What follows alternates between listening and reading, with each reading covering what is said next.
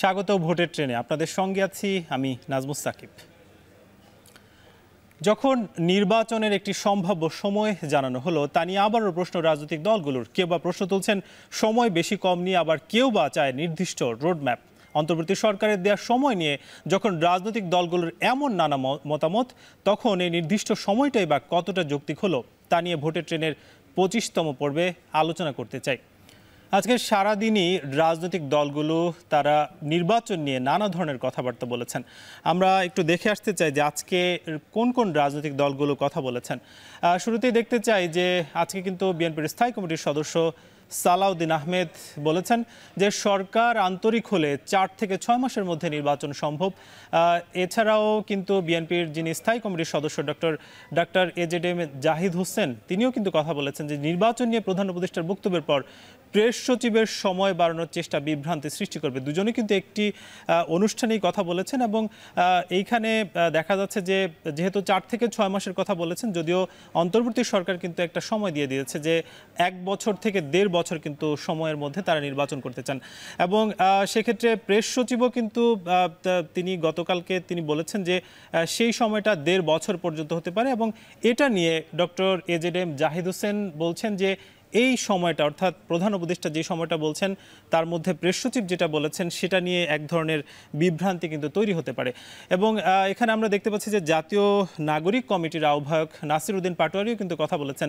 তিনি বরাবরই একটি কথাই বলে আসছেন যে শেখ হাসিনা এবং আওয়ামী লীগের বিচার ছাড়া নির্বাচনে যাব না। এবং গত কয়েকদিন ধরে জাতীয় নাগরিক কমিটি কিন্তু একই কথাই বলছে যে বিচার আগে তারপরে নির্বাচন।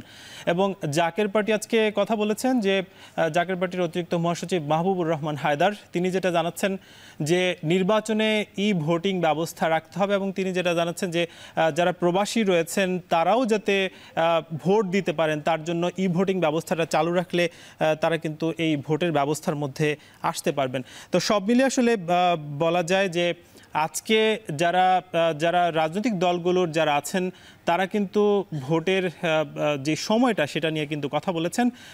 এই বিষয়ে আমরা আলোচনা করব, তবে তার আগে নিচ্ছি ছোট্ট একটা বিরতি।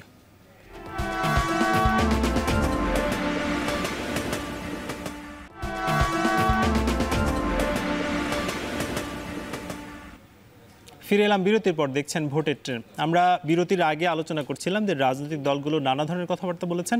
আজকে কিন্তু বিএনপির ভারপ্রাপ্ত চেয়ারম্যান তারেক রহমানের কথা বলেছেন। তিনি কি বলেছেন সেটা একটু আমরা দেখে আসতে চাই। যে তিনি যেটা বলছেন যে আগামী নির্বাচন হবে কঠিন, অর্থাৎ তিনি একটি বার্তা দিয়েছেন একটি আলোচনা সভায়।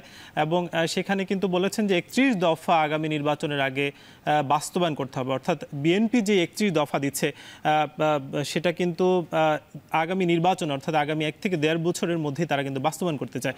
এবং মানুষের আস্থা ধরে রাখার জন্য যা করা দরকার সেটা কিন্তু বিএনপির তরফ থেকে বলা হচ্ছে যে তারা কিন্তু মানুষের আস্থা ধরে রাখতে চান। এই ছিল আজকে বিএনপির ভারপ্রাপ্ত চেয়ারম্যানের কথা। আজ আমরা আলোচনা করছি নির্বাচনের সময় কতটা যৌক্তিক হলো। আমাদের সঙ্গে বিষয়ে আলোচনা করতে যুক্ত হচ্ছেন ঢাকা বিশ্ববিদ্যালয়ের শিক্ষক ও রাজনৈতিক বিশ্লেষক অধ্যাপক কাজী মোহাম্মদ মাহবুবুর রহমান। মাহবুবুর রহমান, আপনাকে স্বাগত ভোটের ট্রেনে। আমরা আপনার কাছে জানতে চাই যে সরকারের তরফ থেকে একটা নির্বাচনের সম্ভাব্য সময় কিন্তু বেঁধে দেওয়া হয়েছে এবং বিএনপির পক্ষ থেকে বলা হচ্ছে যে এটা অনেকটা অতিরিক্ত সময়। তো সেক্ষেত্রে সংস্কার সহ নানা ধরনের বিষয়গুলো যেহেতু রয়েছে, তো কি মনে হচ্ছে আসলে এই সময়টা কি অতিরিক্ত?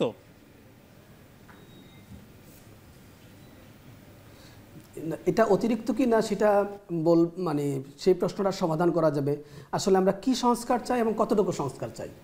সুতরাং আপনি যদি এটা অনেক বড় প্যাকেজ নিয়ে এগিয়ে যান সেক্ষেত্রে কিন্তু আসলে আপনার সময় তো আনলিমিটেডই লেগে যাবে। কিন্তু আমরা তো চাচ্ছিলাম 2টা বিষয় সংস্কার। একটা হলো আপনার নির্বাচনী প্রক্রিয়াটা যেন সাউন্ড হয় এবং এর মাধ্যমে যেন ক্ষমতা হস্তান্তর প্রক্রিয়া ঠিক থাকে। আর দ্বিতীয়ত হলো আমরা চাচ্ছিলাম যে নির্বাচন পরবর্তী যে সরকার আসবে সে সরকার যেন অ্যাকাউন্টেবল হয়, জনগণের কাছে দায়িত্বশীল হয়। এই 2টা প্রক্রিয়া করার জন্য খুব বেশি সময় দরকার আছে আমি মনে করি না।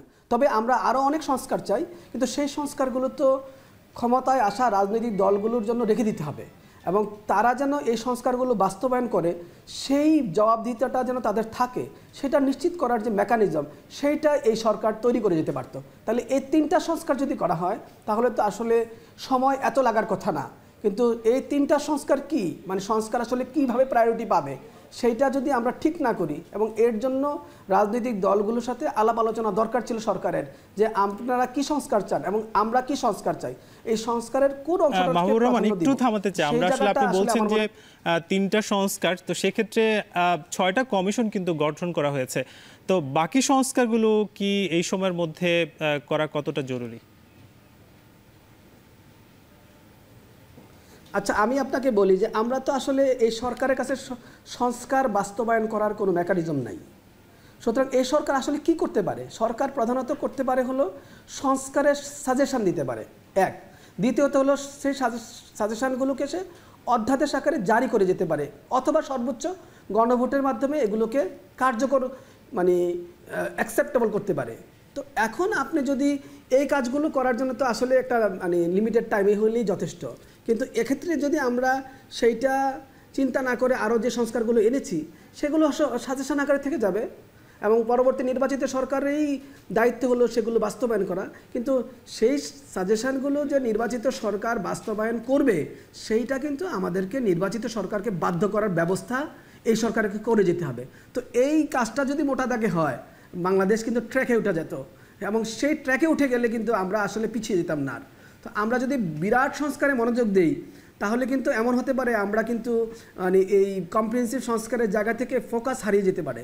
এই অবস্থায় আমি মনে করি টেকসই নির্বাচন ব্যবস্থা, মানে জবাবদিহিমূলক সরকার এবং ক্ষমতা হস্তান্তর যদি যেন নির্মোহ থাকে, সাউন্ড থাকে, অ্যাকসেপ্টেবল থাকে, এই কাজগুলো যদি আমরা নিশ্চিত করতে পারতাম, এবং যে সকল সংস্কারের সাজেশনগুলো সংস্কার কমিশন থেকে আসবে সেগুলো যেন এই রাজনৈতিক দলগুলো যারা ক্ষমতায় আসবে তারা বাস্তবায়ন করতে বাধ্য হয়, জনগণের কাছে জবাবদিহি তার অধীন হয়, সেই কাজগুলো যদি এই সরকার করে যেত তাহলেই এই সরকার মানে চূড়ান্ত ক্রেডিট পেয়ে যেত, আমার যেটা মনে হয়। এই জন্য দ্রুত নির্বাচন দিতে হবে যত দ্রুত সম্ভব, কিন্তু মৌলিক সংস্কারগুলো করেই।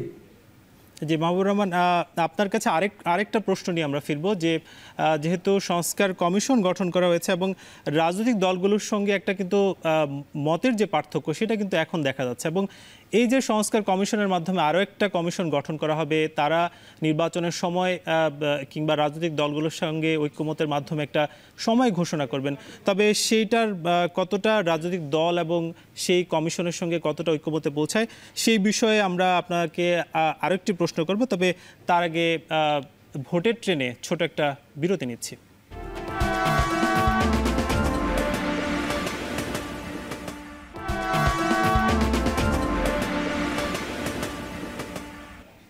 স্বাগত আরও একবার, আপনারা দেখছেন ভোটের ট্রেন। যুক্ত আছেন আমাদের সঙ্গে ঢাকা বিশ্ববিদ্যালয়ের শিক্ষক এবং রাজনৈতিক বিশ্লেষক অধ্যাপক কাজী মোহাম্মদ মাহবুবুর রহমান। মাহবুবুর রহমান, আমরা বিরতির আগে আপনার সঙ্গে যুক্ত ছিলাম এবং জানতে চাচ্ছিলাম যে রাজনৈতিক দলগুলো সংস্কার কমিশনের সঙ্গে কতটা ঐক্যমতে পৌঁছতে পারবে, এবং যেহেতু আগামী দিনে একটি নির্বাচনের সময় এক্সাক্ট আসলে ঘোষণা করা হবে, সেক্ষেত্রে কতটা একমত হতে পারবে তারা সেই নির্বাচনের বিষয়গুলোর সঙ্গে?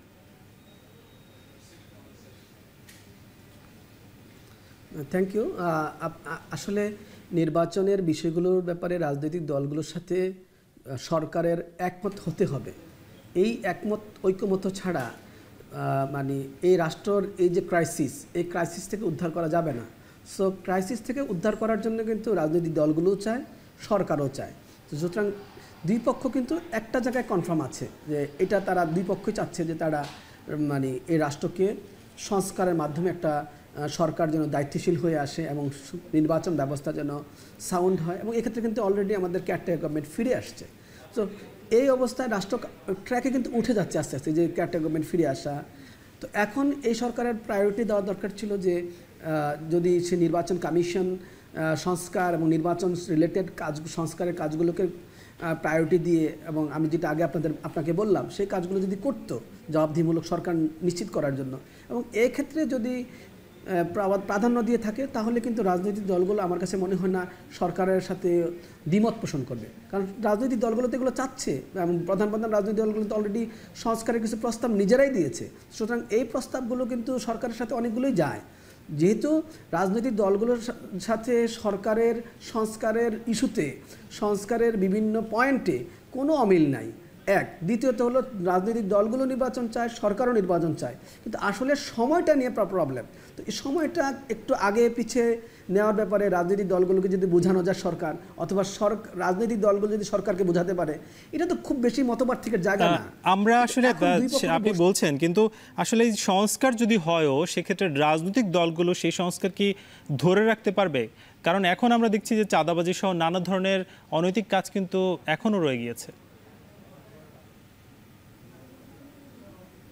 না, এইটা তো খুবই লিমিটেড হচ্ছে। আগের মানে আপনি দেখেন আমাদের দেশে আগে যে ধরনের চাঁদাবাজি ছিল, যে প্রক্রিয়া ছিল, এবং চাঁদাবাজিটা এক ধরনের অ্যাকসেপ্টেড ছিল, এটা তো সোসাইটিতে, যে আপনি এখন বলছেন, আমি বলছি, আমরা কিন্তু সোসাইটিতে এটা মানে এটা বলতে পারছি এই সরকারের সময় থেকেই যে এইগুলো অন্যায় হচ্ছে, এগুলো করা যাবে না। এবং রাজনৈতিক দলগুলো কিন্তু, বিএনপি সহ রাজনৈতিক দলগুলো কিন্তু যারা যারা এই কাজগুলো করছে তাদেরকে কিন্তু বহিষ্কার করছে, তাদেরকে দল থেকে বের করে দিচ্ছে, তাদেরকে পানিশমেন্ট দিচ্ছে। সো রাজনৈতিক দলগুলো কিন্তু সদিচ্ছা দেখাচ্ছে, বিএনপিও সদিচ্ছা দেখাচ্ছে।